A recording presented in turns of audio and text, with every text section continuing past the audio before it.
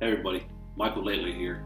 Just want to bring you guys up on a couple of tips that I've been using over the last 6 or 7 years on how to overcome public speaking. Before we go any further, make sure you hit the subscribe button at the bottom, like and comment. I'm always looking for pointers and ways on how to become better at the material I deliver to you. Let's jump on into it.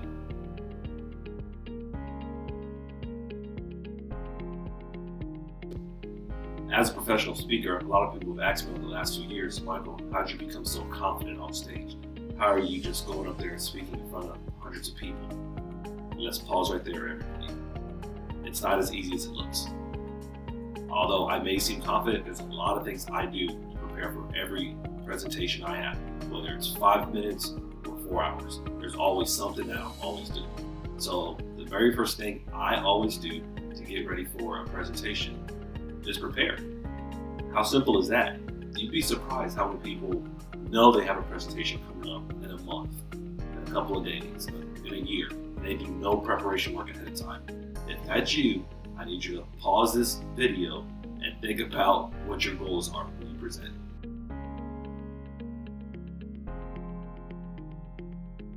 If your goals are to eventually become a professional speaker, or your job requires you to speak on a daily basis, prepare. Simple as that. A few things I do to prepare ahead of time is research.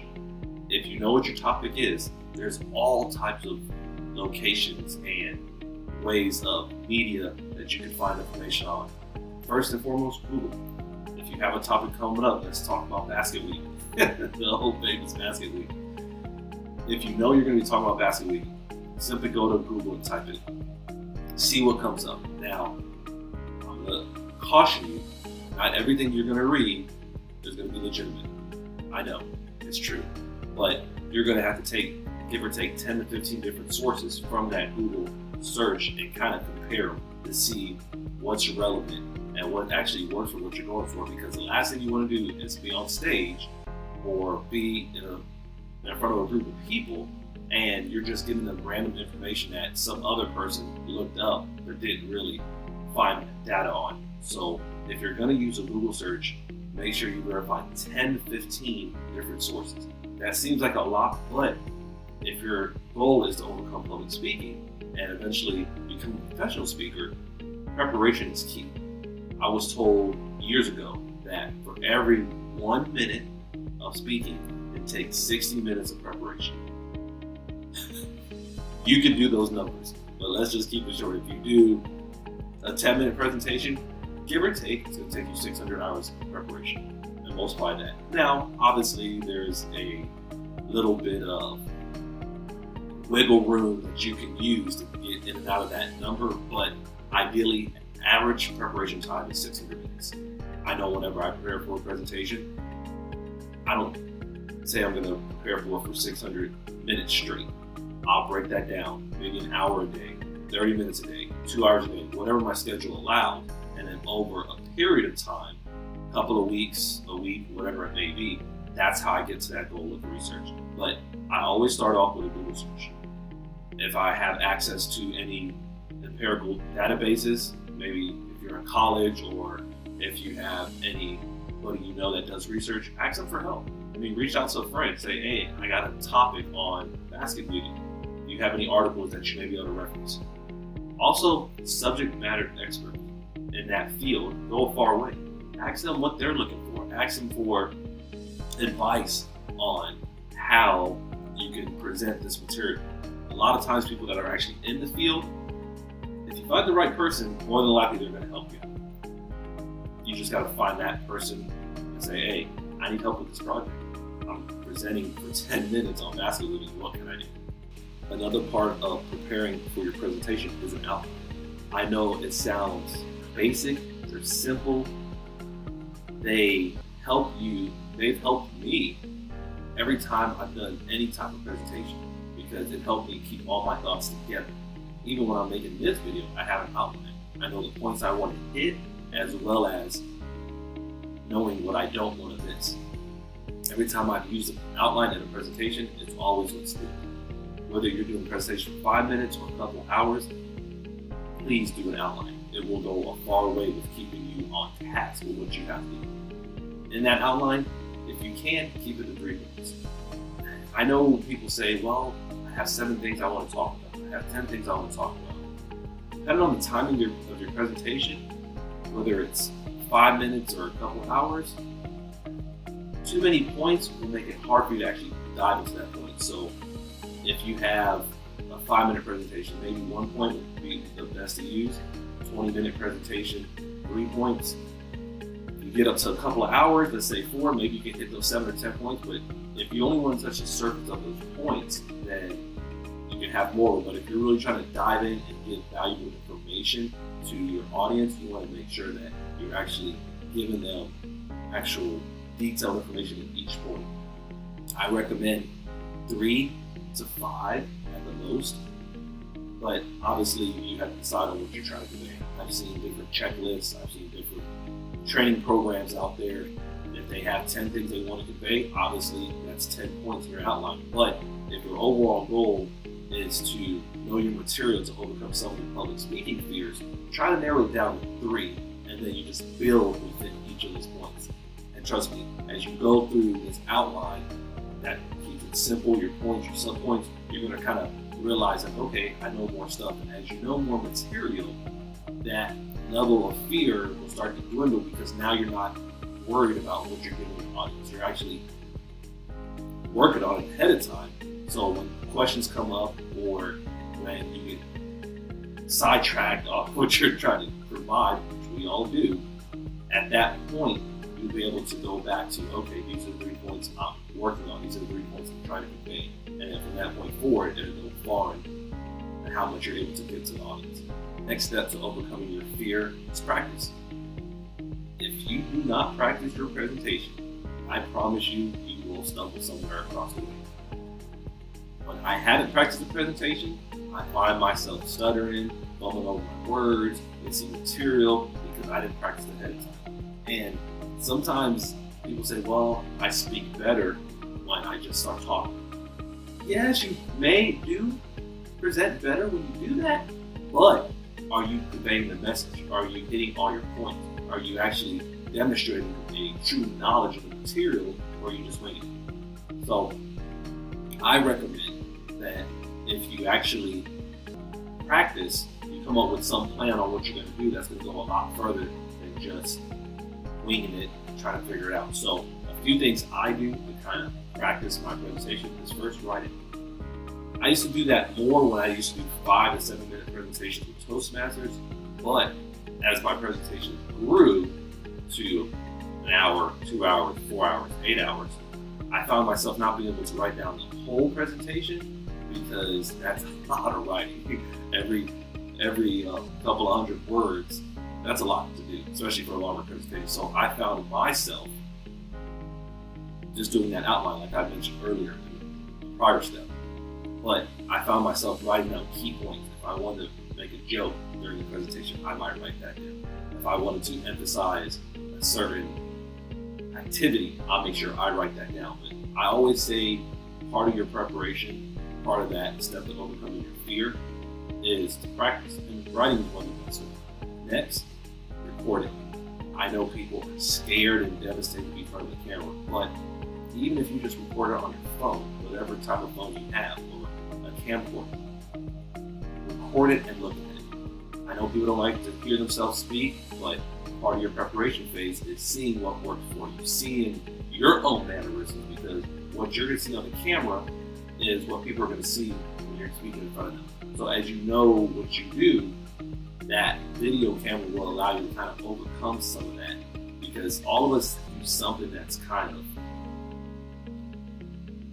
awkward or weird, and if you can find a way to see what it is ahead of time, you can work on it. I know, for example, one thing I always used to do, and I still do now and then, but I will work on it as I stutter. I know I don't stutter as much as I used to, but if you ever just talk to me without any kind of preparation or presentation, there's a good chance you're going to stutter. It doesn't bother me like it used to, but I know it's something that I have to work on, and I didn't really realize it as much until I started recording myself. And as I saw it more, I said, okay, what do I need to do How do I overcome it? One way I overcame that was pausing, taking a break. I have so much information. I'm not saying it's good, but I have so much information in my head that I want to get out to people that sometimes all the words come out at once. I use the power of pause to slow myself down. If I make a statement, I wait a second, just like now, and then I go from there. And that has really helped me curtail my presentations and help me create better ones, because I naturally speak fast, I think fast, but when you're trying to convey a message, you want to make it to a speed that, one, you're not stuttering, jumbling your information, but also to where people listening to you can actually hear it. Another part of practice is that video you recorded that I kind of talked you into, have somebody else record. Allow your friends, your family, people that understand what your goals are to give it a review. Now, don't only use your friends and family because they may be a little bit more optimistic than others, but use them and then find people to kind of critique what you have going on and to provide you feedback on what you need to do. I can tell you some of the videos I've done in the past, if I was preparing for a presentation, I've gotten some pretty tough feedback. But that feedback allowed me to create a better presentation. Also, when you're getting that feedback, make sure people know what they're looking for. A lot of times, you're going to say, well, hey, look at my video and let me know what to do. If that person doesn't know what they're looking for, they're just going to say, oh yeah, the video's good. They're not going to tell you that you were standing off to this side of the camera or you missed the whole point, because they don't know what to look for. So some of the people I use, I found that's been very good at feedback, members of Toastmasters. If you've never been in that program before, I'll put a link at the bottom just so you can kind of check it out. But some of the presentations I've done, I've used their feedback because that's one of the things that they do. They provide feedback after each presentation you make. Now, their feedback is going to be positive and negative, or other words we like to use in Toastmasters is areas to improve.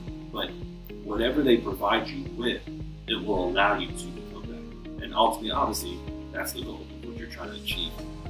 So part of that practicing phase is you write it, record it, and you look at it, but also have another person look at it as well, because it allows you to become a better presenter and to kind of understand the different things you have to work on. The final step to overcoming your fears of public speaking is to arrive to your presentation early. I've seen so many speakers get to their presentation at the last minute, and then they're scrambling for the paperwork, they're scrambling to see if the technology works, they don't know how the room is set up. One of the techniques I like to use whenever I go to any presentation is I'll go the night before, or I'll go a couple hours before, depends on when I travel, and I will go check out the layout of the room. I'll go walk around it. I'll kind of get that feeling of what I'm going to be exposing myself to when it comes to the presentation. Now, sometimes people are in it, sometimes people are not.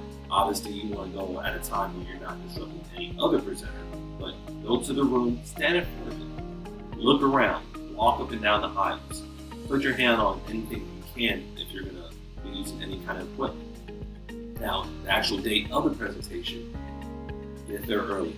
I recommend at least 30 minutes.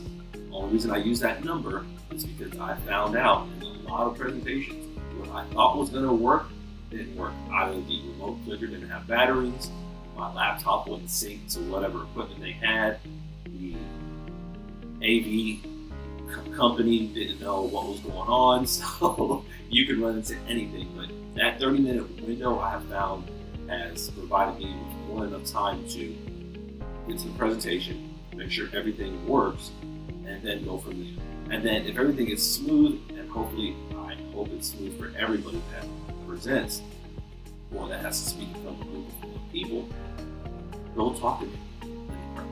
Let them know that you're human like they. A lot of times when I use this particular technique, I find that the people I've talked to ahead of time are more open to answering the question or participating in the activities I have. And when you're up there speaking in front of a couple of hundred people, or if you're speaking in front of 8 people, it's very nice when you ask a question, someone actually raises their hand and actually provides you a response. So I get to the room early, check the equipment, and I talk to the people in the room. Sometimes I'll stand in front of the room and I'll just greet them. Hey, how you doing? My name is Michael. I'm the speaker for today. Sometimes they know who you are. Sometimes they don't. They might look at you weird, like, who is this guy? But once they see who you are, you can actually use them to your advantage. Maybe even ask them a few questions like, hey, where are you from?